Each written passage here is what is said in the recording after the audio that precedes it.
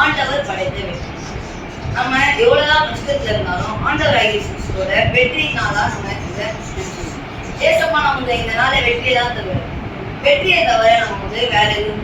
ஏன்னா நம்மளுக்கு நிறைய தோல்வி வரும், ஆனா நம்ம தோத்துட்டே இருக்க மாட்டோம். நம்மளுடைய வாழ்க்கையில பல தோல்வியும் வரும், வெற்றியும் வரும். ஆனா நம்ம வெற்றி வந்தாதானே சந்தோஷமா இருக்கும். தோல்வி வந்தால் நமக்கான துக்கத்தையும் ஆண்டவராகிய கிறிஸ்து துக்கத்தை தந்தும் சந்தோஷத்தை நிரப்புவராய் இருக்கிறார். அது நினைச்சு நம்ம வாழ்க்கையில வெற்றி ஆண்டவராகிய கிறிஸ்து தருவார் நினைச்சு இந்த பாடலை விசுவாசத்தோடு ஆண்டவர் படைத்த வெற்றியின் நாளிலே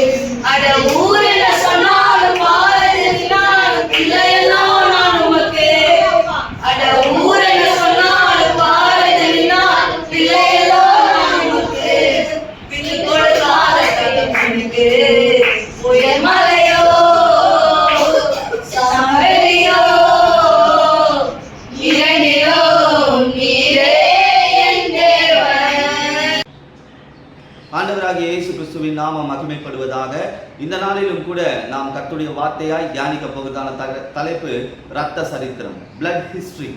இந்த இரத்த சரித்திரம் என்றால் என்ன, இந்த இரத்தம் சரித்திரமாய் மாறினது எப்படி என்பதை குறித்து தியானிக்க போகிறோம். ஆண்டவராகிய இயேசுவானவர் இரத்தம் சிந்தினார் உலகத்திற்காக. ஆகவேதான் உலகத்திலே இந்நாள் வரை கிமு கிபி என்று நாம் சொல்லுகிறோம். கிறிஸ்துவுக்கு முன் கிறிஸ்துவுக்கு பின் அவர் ரத்தம் சிந்தினதினால் ஒரு சரித்திரம் உண்டானது. அவர் ரத்தம் சிந்தினது உலகத்திற்காக, தனிப்பட்ட மனிதனுக்காகவோ தனிப்பட்ட மதத்திற்காகவோ மார்க்கத்திற்காகவோ அல்ல, உலகத்தில் இருக்கிற எல்லா மனிதர்களுக்காகவும் தன்னுடைய ரத்தத்தை சிந்தி அதை சரித்திரமாய் மாற்றி வைத்திருக்கிறார். வேதாகமம் இதை உடன்படிக்கை என்று சொல்லுகிறது.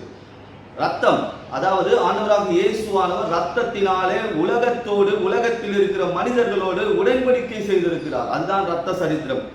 வேதாகமத்தில் பல உடன்படிக்கைகள் இருக்கிறது. அப்ப உடன்படிக்கை என்றால் என்ன என்பதை தெரிந்து கொண்டால் மட்டுமே இந்த ரத்த சரித்திரத்தின் முழு அர்த்தத்தையும் நாம் புரிந்து கொள்ள முடியும். இது நான் உங்கள் மத்தியில் சுருக்கமாக சொல்ல போகிறேன். பழைய ஏற்பாடு, புதிய ஏற்பாடு, வேதாகமத்தில் 2 புத்தகங்கள் உண்டு. இது எல்லாவற்றிலும் உடன்படிக்கை சொல்லப்பட்டிருக்கிறது. இந்த உடன்படிக்கை என்பது வேதாகமத்தில் ஒரு இருதயம் போன்ற ஒரு காரியமாக இருக்கிறது. ஒரு மனிதனுக்கு இருதயம் எவ்வளவு முக்கியமோ அதுபோல் இந்த இரத்த உடன்படிக்கை, அதாவது இரத்த சரித்திரம் வேதாகமத்தின் இருதயமாய் காணப்படுகிறது. அதாவது இதே எபிரேய வேதாகமத்தில் நீங்கள் வாசித்து பார்த்தீங்கன்னா, இங்கிலீஷ் பைபிளில் நியூ டெஸ்டமெண்ட், ஓல்டு டெஸ்டமெண்ட், பழைய ஏற்பாடு, புதிய ஏற்பாடு சொல்லப்பட்டிருக்கோம். ஆனால் ஹீப்ரு பைபிளில் ஓல்டு காவனன்ட், நியூ காவனன்ட், அதாவது பழைய உடன்படிக்கை, புதிய உடன்படிக்கை என்றுதான் அது பிரித்து வைக்கப்பட்டிருக்கு. வேதாகமத்தில் 7 உடன்படிக்கைகள் இருக்கிறது. நான் சுருக்கமாக சொல்லுகிறேன். ஆதாமோடு ஆண்டவர் ஒரு உடன்படிக்கை செய்கிறார். அது ஆதியாகமம் 2ஆம் அதிகாரம் 16-17 வசனங்களிலும், ஓசியா 6ஆம் அதிகாரம் 7ஆம் வசனத்திலும் சொல்லப்பட்டிருக்கிறது. நோவாவோடு ஒரு உடன்படிக்கை பண்ணுகிறார். அது ஆதியாகமம் 6ஆம் அதிகாரம் 8ஆம் வசனத்திலும், 9ஆம் அதிகாரம் 10 முதல் 13 வசனங்களிலும் பார்க்கலாம். ஆபிரகாமோடு ஒரு உடன்படிக்கை செய்கிறார். ஆதியாகமம் 15ஆம் அதிகாரம் 18 முதல் 21 வசனங்கள்ல இதை தியானிக்க முடியும். மோசையோடு ஒரு உடன்படிக்கை செய்கிறார். உபாகமம் 7ஆம் அதிகாரம் 9 முதல் 12 வசனங்கள், 8ஆம் அதிகாரம் 18ஆம் வசனத்துல ஒரு உடன்படிக்கை சொல்லப்பட்டிருக்கிறது. தாவீதோடு ஒரு உடன்படிக்கை செய்கிறார். 2 சாமுவேல் 23ஆம் அதிகாரம் 5ஆம் வசனம் மற்றும் 2 நாளாகமம் 7ஆம் அதிகாரம் 18ஆம் வசனம். இதை குறித்து நாம் இப்பொழுது தியானிக்க போவதில்லை. இது பழைய ஏற்பாட்டில் சொல்லப்பட்ட ஒரு ரத்த சரித்திரம், ரத்த உடன்படிக்கை. ஆனால் புதிய ஏற்பாடு லூக்கா 22ஆம் அதிகாரம் 20வது வசனத்துல ஒரு உடன்படிக்கை சொல்லப்பட்டிருக்கிறது. இதுதான் புதிய ஏற்பாட்டு விசுவாசிகளாகிய நம்மோடு ஆண்டவர் செய்து கொண்ட ரத்த உடன்படிக்கை, ரத்த சரித்திரம். இப்ப இந்த ஆண்டவராக இயேசுவானவர் ரத்தம் சிந்தி இந்த உடன்படிக்கை நம்மோடு செய்திருக்கிறார். இந்த உடன்படிக்கை என்றால் என்ன, அதை எப்படி செய்வார்கள், பழைய ஏற்பாட்டில் யூதர்கள் எப்படி செய்வார்கள், அந்த உடன்படிக்கையின் நிறைவேறுதல் அனைத்தும் சிலுவையிலே நடைபெற்றிருக்கிறது நமக்காக. ஏனெனில் மனிதன் பாவம் செய்து தேவனுடைய வார்த்தையும் ஆளுகையும், அதே போல தேவ பிரசன்னத்தையும், அருமையான ஏதேனையும், பரதேசி வாழ்க்கையையும் துளைத்து வேர்வை சிந்தி சம்பாதிக்க வேண்டிய ஒரு சூழ்நிலை, ஏதேன் தோட்டத்தில் துரத்தப்பட்ட ஒரு சூழ்நிலை வந்தது. அந்த வாழ்க்கையை மறுபடியும் தரும்படி, ஆசீர்வாதமான ஒரு வாழ்க்கையை மனிதன் இழந்தான். அந்த ஆசீர்வாதமான வாழ்க்கையை மனிதனுக்கு மறுபடியும் தரும்படி ஆண்டவராகிய இயேசுவானவர் கல்வாரி சிலுவையில நம்மோடு ஒரு உடன்படிக்கை செய்திருக்கிறார். ஒரு ரத்த சரித்திரத்தை உண்டு பண்ணியிருக்கிறார். இப்ப வேதாகமத்திலிருந்து ஒரு சில உடன்படிக்கைகளை நாம் பார்க்க போகிறோம். இந்த உடன்படிக்கைகள் அனைத்தும் சிலுவையில நிறைவேறப்பட்டிருக்குது. பாருங்க, முதலாவது தன்னுடைய ஆட்டுக்குட்டியை 2 பேர் உடன்படிக்கை செய்கிறார்கள் என்றால் 2 பேர் தங்களுடைய ஆட்டுக்குட்டிகளை மாற்றிக்கொள்வார்கள் அல்லது வஸ்திரங்களை மாற்றிக்கொள்வார்கள். இதை செய்தால் எனக்குரியதெல்லாம் உங்களுக்குரியது. இப்படி ஒரு உடன்படிக்கை செய்யும் பொழுது 2 ஆட்டுக்குட்டியை மாற்றிக்கொள்ளும் போது, இல்லை வஸ்திரங்களை மாற்றிக்கொள்ளும் பொழுது எனக்குரியதெல்லாம் உங்களுக்குரியது. அப்ப ஆண்டவராகிய இயேசுவானவர் சிலுவையில தன் ரத்தத்தினால் ஒரு உடன்படிக்கை நம்மோடு செய்திருக்கிறார். அவருக்குரியதெல்லாம் நமக்குரியதாகும்படி, அவருக்குரிய மேன்மை எல்லாம் நமக்குரியதாகும்படி. அடுத்தது பாருங்க, தன்னுடைய இடைக்கச்சைகளை எடுத்து கத்தியோடு என்ன பண்ணுவாங்க, பட்டயத்தோடு கொடுப்பார்கள். அதாவது இடுப்புல கட்டி இருக்கிற பெல்ட், அதுல இருக்கிற கத்தியோடு கொடுப்பார்கள். அப்படின்னா அப்படி செய்தால் என்னுடைய பலன் எல்லாம் உன்னுடைய பலன், என்னுடைய பலன் எல்லாம் உன்னுடைய பலன், உன்னுடைய யுத்தம் என்னுடைய யுத்தம், உன்னுடைய எதிரி என்னுடைய எதிரி. பாருங்க, 2 பேர் அந்த பெல்ட்டோட அந்த கத்தியை மாற்றிக் கொள்வார்கள். 2 பேர் உடன்படிக்கை செய்து கொள்ளும் போது பழைய ஏற்பாட்டில் யூதர்களும் அப்படித்தான் செய்வார்கள். செய்யும் பொழுது என்ன அர்த்தம்? என்னுடைய பலன் எல்லாம் உங்களுடையது, என்னுடைய எதிரி எல்லாம் உன்னுடையது, உன்னோட சத்திரியெல்லாம் என்னுடைய சத்ரு. அதுதான் ஆண்டவர் நமக்கு விரோதமாய் போராடின பிசாசின் வல்லமைகளையும் சாத்தானின் சக்திகளையும் சிலுவையில அழித்து முடித்தார். மூன்றாவது பாருங்க, ஒரு மிருகத்தை ரெண்டா வெட்டி ஈக்குவலா, அதாவது சரிசமமா பிரித்து அது மத்தியில் நடந்து போவார்கள். அப்படின்னா என்ன அர்த்தம்னா, இப்படி செய்தால் உனக்கு நான் பாதுகாப்பா இருப்பேன்னு அர்த்தம். உனக்கு நான் பாதுகாப்பா இருப்பேன். ஆண்டவராக இயேசுவானவர் தன்னுடைய மாம்சத்தையே நமக்கு கொடுத்திருக்கிறார் நம்மை பாதுகாக்கும்படி. பாருங்க, இந்த ரத்த சரித்திரம் எப்படி உருவாக்கப்பட்டிருக்கிறது. பழைய ஏற்பாட்டில் சொல்லப்பட்ட எல்லா உடன்படிக்கைகளும் புதிய ஏற்பாட்டில் சிலுவையில் நிறைவேற்றி முடிக்கப்பட்டிருக்கிறது. முதலாவது, எனக்கு அவருக்குரியதெல்லாம் நமக்கு கொடுக்கப்பட்டிருக்கிறது.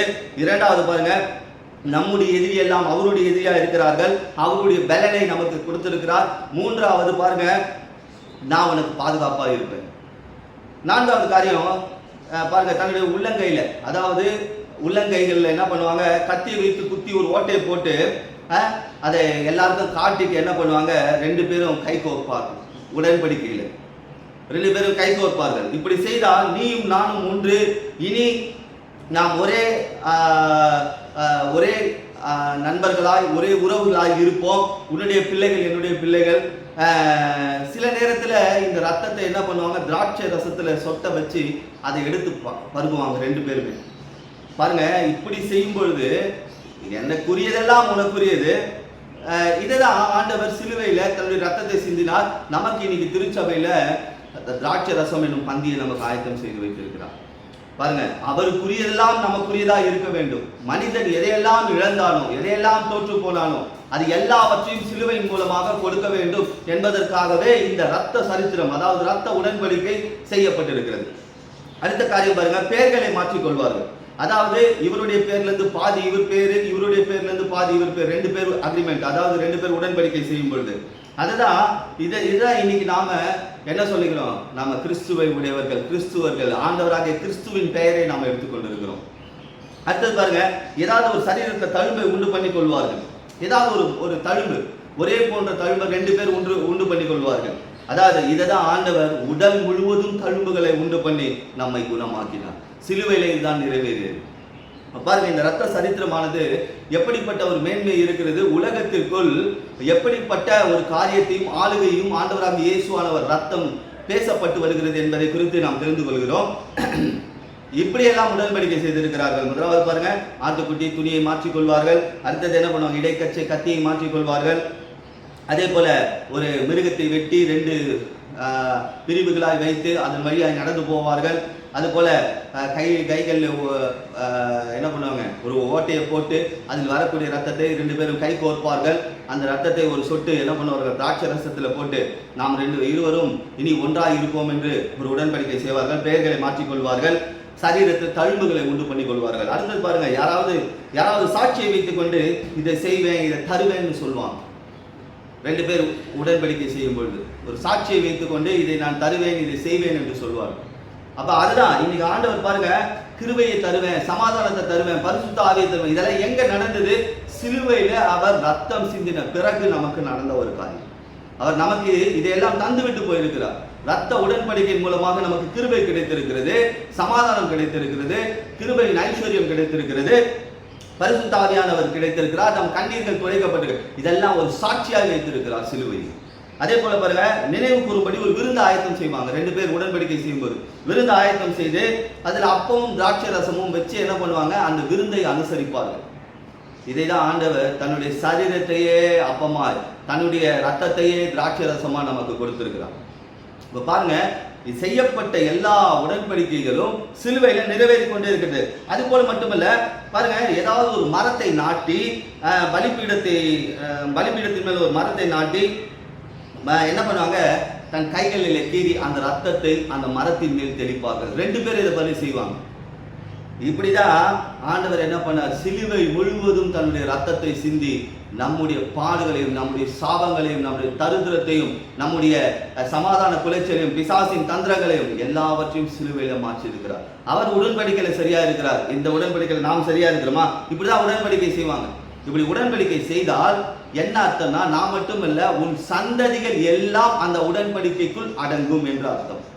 அப்ப இன்னைக்கு ஆண்டவராக இயேசுவானவர் நம்மோடு சிலுவையில ஒரு ரத்தத்தினால ஒரு உடன்படிக்கை செய்து கொண்டிருக்கிறார் என்றால், அந்த சிலுவையின் ஆசீர்வாதங்கள் எல்லாம் நமக்கு மட்டுமல்ல, நம் பின்வரக்கூடிய சந்ததிகளுக்கும் அந்த ஆசீர்வாதம் கொடுக்கப்பட்டிருக்கிறது.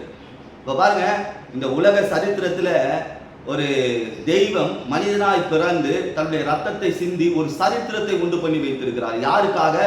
தனிப்பட்ட மனிதனுக்காக அல்ல, உலகத்தில் இருக்கும் அனைத்து மனிதர்களுக்காகவும். பாருங்க, அதுதான் ஆட்டுக்குட்டியை போல தம்மை தாமே ஒப்பு கொடுத்தார். அப்போஸ்தலர் 8ஆம் அதிகாரம் 32ஆம் வசனத்துல ஆட்டை போல அடிக்கப்பட்டார் என்று சொல்லப்பட்டிருக்கிறது. அப்ப இன்றைக்கு ஆண்டவர் சிலுவையில எனக்காக ரத்தம் செஞ்சிருக்கிறார், என் வியாதியை மாற்றும்படி, அவருக்கு உண்டானதெல்லாம் எனக்கு கொடுக்கும்படி, எனக்கு கிருபை கொடுக்கும்படி, எனக்கு சமாதானம் கொடுக்கும்படி, எனக்கு ஐஸ்வர்யத்தை கொடுக்கும்படி, நான் இழந்து போன ஆளுகையை கொடுக்கும்படி, என் தரித்திரத்தை மாற்றும்படி. அது மட்டுமல்ல, உலகத்திற்குள் வெளிச்சமாய் நான் வாழும்படி அவர் என்ன செய்திருக்கிறார்? சிலுவையில தன்னுடைய ரத்தத்தை சிந்தி இருக்கிறார். அந்த ரத்தத்தின் மூலமாக என்னை மீட்டு இருக்கிறார், என் பாவத்தை கழுவி இருக்கிறார், என்னை ஆசீர்வதித்திருக்கிறார், என்னை திருச்சபைக்குள்ளும் உலகத்திற்குள்ளும் ராஜாக்களும் ராஜாத்திகளுமாக என்னை வைத்திருக்கிறார். நான் கூட இந்த ரத்த சரித்திரம் இதை குறித்து நான் உங்கள் மத்தியில் சுருக்கமாய் பேசியிருக்கிறேன். ஒரு பெரிய தலைப்பு, சுருக்கமாய் பேசியிருக்கிறேன். நீங்கள் புரிந்து கொள்ளுங்கள். பழைய ஏற்பாட்டில் 2 மனிதர்கள் செய்து கொண்ட உடன்படிக்கையை ஆண்டவர் அப்படியே இந்த 9 காரியங்களையும் சிலுவையில் செய்து நமக்கான ஆசீர்வாதங்களை கொடுத்திருக்கிறார். அவர் தனிப்பட்ட மனிதனுக்காக அல்ல, உங்களுக்காகவும் எனக்காகவும் சிலுவையில் அடிக்கப்பட்டிருக்கிறார். அந்த சிலுவையின் ஆசீர்வாதம் நிச்சயமாகவே உங்களை ஆசீர்வதிக்கும். இந்த விசுவாசிகள், இயேசு எனக்காக ரத்தம் செஞ்சிருக்கிறார், சரித்திரத்தை உண்டு பண்ணியிருக்கிறார். இந்த விசுவாசிகள் நிச்சயமாகவே உங்கள் வாழ்க்கையில ஆண்டவராக இயேசுவின் ஆசீர்வாதம் பெரிதாக காணப்படும். கர்த்தர் உங்களையும் உங்கள் குடும்பத்தையும் உயர்த்தி ஆசீர்வதிப்பார். ஆமென். பிதாவே, இந்த ஆசீர்வதிக்கப்பட்டதான இரவு வேலைக்காக நன்றி சொல்கிறோம். தகப்பனே, இந்த நேரத்திலும் ரத்த சரித்திரத்தை 2ஆக பிளந்த இயேசுவின் சிலுவையின் மரம், அந்த மரத்தில் அவர் அடிக்கப்பட்டு ரத்தம் சிந்தினார். அந்த ரத்தம் சிந்துதலினால எங்களுக்கு அநேக காரியங்களை நீர் வைத்திருக்கிறார். ஆண்டவரே, இந்த ரத்த சரித்திரமானது பழைய ஏற்பாட்டு விசுவாசிகள் அல்ல, புதிய ஏற்பாட்டு விசுவாசிகளாக எங்களுடைய வாழ்க்கையில அது மிகவும் ஆசீர்வாதமா இருக்கிறது என்று இந்த நாள்ல பார்த்தோம். ஆண்டவரே, உம்முடைய காரியங்கள் எல்லாம் எங்களுக்குரியது, எனக்குரியதெல்லாம் உனக்குரியது என்று இந்த நாள்ல வாக்கு பண்ணியிருக்கிறேன். ஆண்டவரே, சிலுவையில சமாதானம் அது அவருக்குரியது, சந்தோஷம் மகிமை அவருக்குரியது, அனைத்தும் கீர்த்தி அவருக்குரியது. அது அனைத்தும் எங்களுக்கு கொடுத்திருக்கிறேன். அவருடைய பலனை இன்று நாள்ல எங்களுக்கு கொடுத்திருக்கிறேன். பலவீனங்களை மாற்றும் பலன், என் சரீரத்தில் ஒரு பலத்தை உண்டு பண்ணும் கல்வாரி சிலுவையின் பலன். அது போல என் சத்துருக்கள் எல்லாம் உங்கள் சத்துருக்கள் என்று ஆண்டவர் பேசியிருக்கிறேன். எங்களுக்கு வாழ்க்கைக்கு விரோதமாக எழும்பும் சத்துருக்கள் அனைவரும் இயேசுவின் சத்துருக்களாய் ஆண்டவரே சிலுவையில ஆண்டவர் அப்படிப்பட்ட ஒரு வாக்குத்தத்தம் எங்களுக்கு நிறைவேறப்பட்ட ஆண்டவரே, உமது ரத்தமானது எங்களுக்காக சிந்தப்பட்டிருக்கிறது. அது புதிய உடன்படிக்கையாக இருக்கிறது. அது எங்களுக்குள் ஒரு தெய்வீக சுகத்தை தருகிறதா இருக்கிறது. ஒரு பங்கியை ஆயத்தம் செய்திருக்கிறேன். உமது சரீரத்தையும் உமது ரத்தத்தையும் எங்களுக்கு தந்து எங்களுக்கு பாதுகாப்பை உண்டு பண்ணி இருக்கிறேன். அது மட்டுமல்லாமல் எங்களுடைய வாழ்க்கையை மாற்றி இருக்கிறேன். கிறிஸ்துவின் சிலுவை மூலமாக நாங்கள் கிறிஸ்துவர்களாய் அல்ல, நாங்கள் கிறிஸ்துவை உடையவர்களாய் மட்டுமல்ல, எங்கள் வாழ்க்கையின் தரத்தை நீர் மாற்றி இருக்கிறேன். அது மட்டுமல்ல ஆண்டவரே, நீர் ஒவ்வொரு காரியத்திலும் அந்த வாக்கு தத்தங்களை நிறைவேற்றும்படி சாட்சியின் சிலுவையாய் அந்த சிலுவை இருக்கிறது என்று நாங்கள் பார்க்கிறோம். எங்களுக்கு கொடுக்கப்பட்ட வாக்குத்தத்தம், உன்னை ஆசீர்வதிப்பேன், உன்னை பலவும் பெருவும் பண்ணுவேன், உன்னை குணப்படுத்துவேன், உன் காயங்கள் மாற்றப்படும், உன்னுடைய துக்கம் சந்தோஷமாய் மாறும், உனக்கு சமாதானம் உண்டாகும், உன் வியாதி படுக்கையிலிருந்து விடுதலை ஆவார், அதே போல் உன் தரித்திரம் ஐஸ்வர்யமாய் மாறும் என்று வாக்குத்தத்தங்கள் அனைத்தையும் நிறைவேற்றுகிற கல்வாரி சிலுவையின் அடையாளமாய் எங்களுக்கு ரத்த சரித்திரத்தை நீர் கொண்டு பண்ணி இருக்கிறீர்கள். அதற்காக நாங்கள் நன்றி செலுத்துகிறோம். கர்த்தாவே, இந்த நாள்ல கூட இந்த புதிய உடன்படிக்கை ரத்தத்தை குறித்து நீர் இந்த நாள்ல பேசியிருக்கிறீர். அதற்காக நாங்கள் நன்றி செலுத்துகிறோம். வந்திருக்கிற பிள்ளைகள், வர முடியாத பிள்ளைகளுடைய வாழ்க்கையில இந்த புதிய உடன்படிக்கையின் ரத்தம் கிரியை செய்யட்டும், ஆசீர்வதிக்கட்டும் என்று நாங்கள் ஜெபிக்கிறோம். கர்த்தர் பெரிய காரியங்களை செய்வீராக. இயேசுவின் நாமத்தால் ஜெபித்து நாங்கள் ஜெயம் பெறுகிறோம். எங்களின் ஜீவனுள்ள பிதாவே.